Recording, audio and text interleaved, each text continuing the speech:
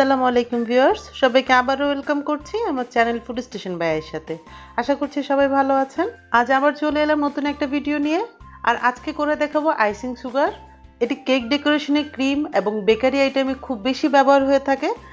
বাসায় বানিয়ে ফেলা যায় মাত্র দুটো ইনগ্রিডিয়েন্ট দিয়ে। তাহলে চলুন ভিডিওটি শুরু করি।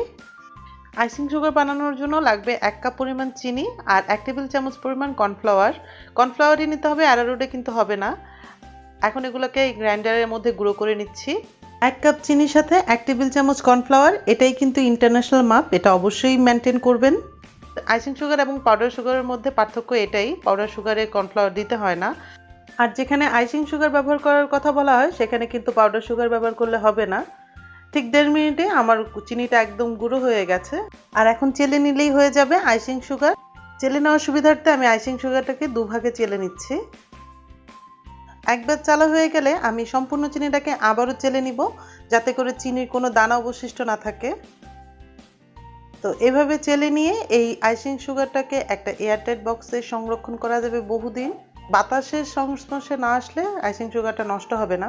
আমি তো এয়ারটাইট বক্সে করে ফ্রিজের নর্মাল চেম্বারে সংরক্ষণ করি, ভালো থাকে বহুদিন। একটু জমে আসলে আবার গ্রাইন্ডারে গ্রাইন্ড করে নিলেই হয়ে গেল। এখন এটা প্রস্তুত যে কোনো বেকারি আইটেম কিংবা কেক ডেকোরেশনের ক্রিমের ব্যবহারের জন্য।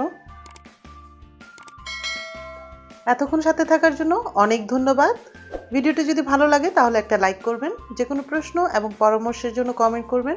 আপনাদের লাইক এবং কমেন্ট আমাকে অনেক অনুপ্রাণিত করে। আজকে বিদায় নিচ্ছি, ফিরবো নতুন কোনো রেসিপি নিয়ে। ততক্ষণ পর্যন্ত সবাই অনেক ভালো থাকবেন, সুস্থ থাকবেন আর আমার জন্য দোয়া করবেন। আল্লাহ হাফেজ।